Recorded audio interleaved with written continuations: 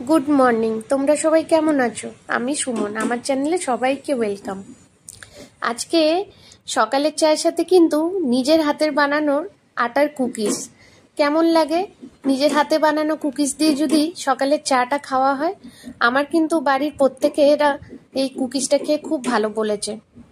কিভাবে বানাচ্ছি সেটাই আপনাদের সাথে আজকে শেয়ার করলাম। এই কুকিজটি বানানোর জন্য আমি প্রথমে কিছু জিরা ড্রাই রোস্ট করে নিয়েছি। এই জিরাটা ড্রাই রোস্ট করার পর একটু বেলনিতে ভালো করে ক্রাশ করে নেব। জিরেগুলো সুন্দর করে আমি ক্রাশ করে নেব। এবার কিছু কিছু জিরে একটু গোটা গোটা থাকবে, যেটা বিস্কুটের মধ্যে কিন্তু দিলে খুব ভালো লাগে।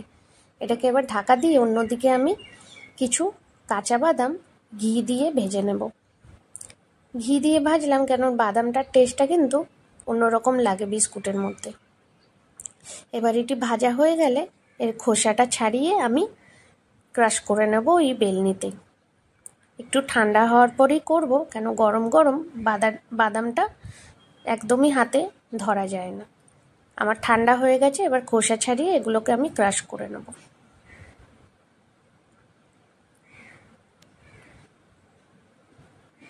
এরকম একটু একটু বাদামগুলো গোটা থাকবে আর ভাঙা ভাঙা থাকবে, পুরোপুরিভাবে আমি এটা গুঁড়ো করব না, ওই হাফ ক্রাশ করে নেব।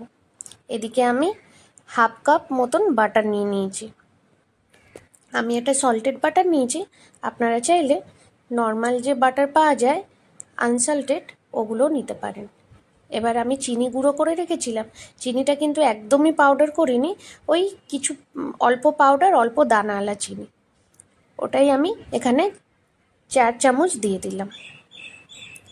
এখানে আমি যে চামচটার মাপটা ইউজ করছি ওটা হচ্ছে হাফ টেবিল স্পুন।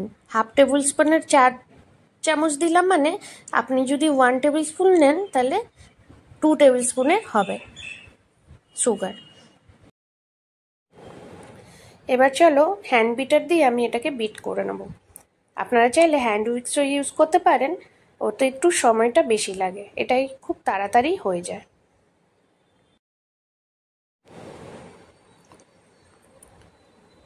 প্রায় হয়ে এসছে আমার। এবার আমি এর মধ্যে এক এক করে যা যা লাগবে মিক্স করব। এখানে আমি 1 কাপ আটা নিয়েছি। এই আটাটি আমি ওই প্যাকেটের আটা ইউজ করেছি, আপনারা চাইলে যে আটা কল থেকে যে আটাটা ভাঙানো হয় ওই আটাও ইউজ করা যায়। এবার এর মধ্যে আমি 1/3 কাপ কাস্টার্ড পাউডার দেব।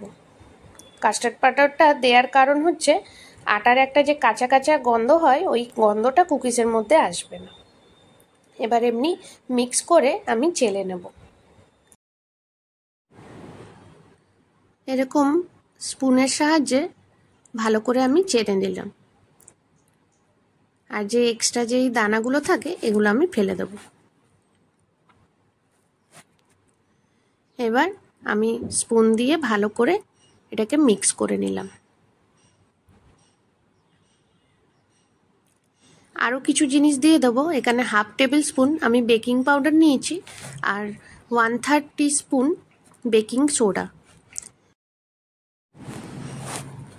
এই 1/3 বেকিং সোডাটা একটু যদি বেশি হয়ে যায় তাহলে কিন্তু বিস্কুটটা বিগড়ে যাবে। এই যে পরিমাণটি সঠিকভাবে দিলে আমরা যে বিস্কুট বা কুকিজ বানাই ওটা কিন্তু পারফেক্ট হয়ে তৈরি হয়। এবার এটাকে ভালো করে আমি মিক্স করে, হাত দিয়েই মিক্স করব, কেন স্পুন দিয়ে অত সুন্দর মিক্স হবে না, আমি হাতের সাহায্যে সুন্দর করে এটা মিক্স করে নেব। হ্যাঁ, বেশি প্রেস দেব না, যেমন আটা মাখি ওরকম প্রেস দিয়ে আমি এটা মাখবো না, আলতো হাতে আমি এরকম মেখে নেব। এটা কিন্তু খুব সুন্দরভাবে মিক্স হয়ে গেছে। আটা বলো কি কাস্টার্ড পাউডার আর বাটার, চিনির গুঁড়ো সব মিক্স হয়ে সুন্দর একটা তৈরি হয়ে গেছে গুঁড়ো। এবার এটা আলাদা আলাদা দুটো জায়গায় আমি করে এর মধ্যে আমি কিছু জিনিস মিশিয়ে নেব। একটা বাউলে আমি যে গুঁড়োটা আলাদা করে রেখেছি ওর মধ্যে 2 টেবিল স্পুন দিয়ে দিলাম দুধ। দুধটা কিন্তু নর্মাল টেম্পারেচারে হবে, খুব ঠান্ডা না খুব গরম না। এবার ওর মধ্যে ওই যে জিরেটা ক্রাশ করে রেখেছিলাম ওগুলো দিয়ে একটা এরকম ডো বানিয়ে নেব। ডোটা কিন্তু পুরোপুরিভাবে সফট হবে না আর পুরোপুরি একটা ড্রাই ভাবও থাকবে না। হয়ে গেছে। এটা আবার আমি আলাদা যে আটা কাস্টার্ড পাউডার গুঁড়োটা মিক্স করে রেখেছিলাম ওর মধ্যে আবার সেম প্রসেসেই মিশিয়ে দেব কিছু জিনিস। কি সুন্দর দেখেন ডোটা হয়েছে। এবার সাইডে রেখে অন্য একটি জায়গায় যে গুঁড়োগুলো রেখেছিলাম ওর মধ্যেই দিয়ে দিলাম ক্রাশ করে রাখা বাদাম। এর মধ্যেও 2 টেবিল স্পুন আমি দুধ দিয়ে দিলাম। দুধটা কিন্তু পরে লাগতেই পারে, প্রথমে আপনারা 2 টেবিল স্পুন দিয়ে স্টার্ট করবে মাখা, আবার আস্তে আস্তে যতটা লাগবে সেই পরিমাণেই কিন্তু দেবে। আমি কিন্তু আগের ডোটা এভাবেই মেখেছি। যতটা পরিমাণ লাগবে আপনারাই বুঝতে পারবেন যতক্ষণ অবধি হাতের মধ্যে এভাবে মানে তেল ছেড়ে আসবে, যে বাটারটা ইউজ করেছি ওটা যেন হাতের মধ্যে না লেগে যায়। আমার আরেকটু মনে হলো দিতে হবে, ওর জন্য আবার দিয়ে দিলাম। এবার দেখেন আমার পারফেক্ট ডো তৈরি হয়ে গেছে। আমি আজকে 3 রকমের বিস্কুট বানাবো, নিশ্চয়ই আপনাদের সাথে শেয়ার করব। আমি যে এটা বানাচ্ছি এটা হচ্ছে জিরা বিস্কুট। বাইরে যে জিরা বিস্কুটগুলো পাওয়া যায় বা কুকিজগুলো পাওয়া যায় ওগুলো কিন্তু একটু সল্টেডওয়ালা থাকে।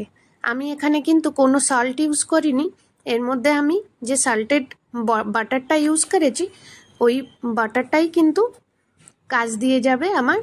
একটু একটু এর মধ্যে মিষ্টি আর একটু নোনতা ভাব থাকবে। এবার এরকম আমি পিৎজা কাটার দিয়ে কাটিং করে সুন্দর করে এরকম একটা শেপ দিয়ে দেবো। আর এদিকে আমি কিছু ওই যে রেখেছিলাম বাদামের যে ডোটা বানিয়ে ওই আমার যে কেকের কাটারগুলো থাকে ওই কাটারগুলো দিয়ে আমি সুন্দর করে এরকম ফ্লাওয়ার বানিয়ে নিলাম। নানা রকম কাটার থাকে, যারা বাড়িতে বেকিং করো তাদের নিশ্চয়ই এরকম অ্যাসেসরিজ থাকবে কেক বানানোর জন্য, যে উপরে ডেকোরেশন করার জন্য নানা রকম টুলস, ওই টুলস দিয়েই কিন্তু খুব সুন্দর সুন্দর শেপের বানানো যাবে। আর এদিকে কিছু আমি এরকম নিয়ে নিয়েছি, এটা হচ্ছে খাস একজনের জন্য বানাচ্ছি এরকম। এটা হচ্ছে জ্যাম দিয়ে আমি বানাবো। জিরা বিস্কুটগুলো আমি একটু ছুরি দিয়ে এরকম শেপ দিয়ে দিলাম।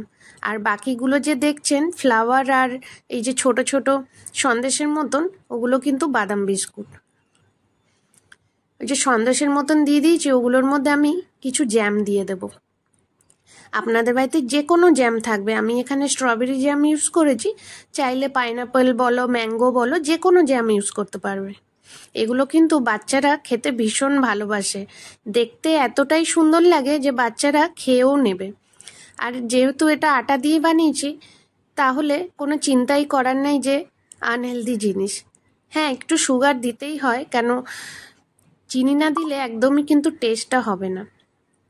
ফ্লাওয়ারগুলো আমি ছুরির যে পেছনের যে স্টিকটা থাকে ওটা দিয়ে আমি ড্যাপ করে নিলাম।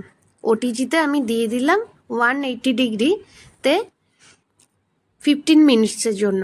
আর এদিকে কিছু আমি দিয়েছি গ্যাসের ওভেনে, কিন্তু গ্যাসের ওভেন থেকে ওটিজিতে বেশি ভালো হয়। আমার কিন্তু হয়ে এসছে, দেখেন কি সুন্দর ফুলেছে কুকিজগুলো। 15 মিনিটসের পর আমি আবার রেখে দিয়েছিলাম ওটিজিতে। আমি 2 ঘন্টা পর এই কুকিজগুলো বের করেছি।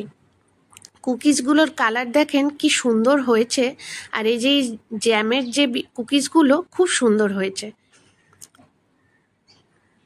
আপনারা যদি এত সহজভাবে আটার বিস্কুট বাড়িতেই বানিয়ে নিন, দেখবেন খেয়েও দেখবেন এত ভালো লাগে।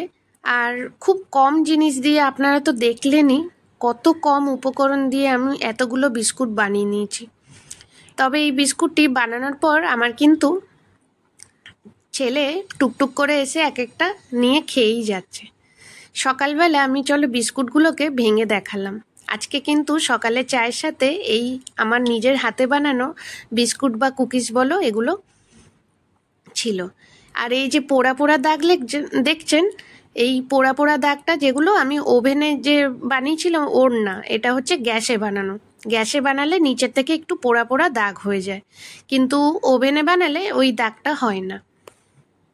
আর কি সুন্দর দেখেন মুচমুচে ক্রিস্পি হয়েছে, এতটাই খেতে ভালো হয়েছিল। আমার তো বাড়ির প্রত্যেকজন খেয়ে খুবই ভালো বলেছে। আর আপনারাও বানিয়ে খাবেন আর আমাকে কমেন্ট করে জানাবেন কেমন হয়েছে আমার হাতে বানানো এই আটার কুকিজ বা বিস্কুট যাই বলো। আর যদি এত সহজ সহজ রেসিপি দেখতে চান আর আমার ভিডিওটি যদি ভালো লাগে তাহলে কিন্তু লাইক শেয়ার করতে ভুলবেন না, আর চ্যানেলটিও সাবস্ক্রাইব করে দেবেন। পাশে থাকা বেল আইকনটিও প্রেস করে দিলে নতুন নতুন আমার এই রান্নার ভিডিও আপনাদের কাছে কিন্তু নোটিফিকেশন পৌঁছে যাবে। সবাই সুস্থ থাকবেন, ভালো থাকবেন। আর আমি এত সহজ সহজ যে রেসিপিগুলো বানাই আপনাদের সাথে শেয়ার করি, কেমন লাগলো আমাকে অবশ্যই কিন্তু কমেন্ট করে জানাবেন। নমস্কার, সবাই ভালো থাকবেন।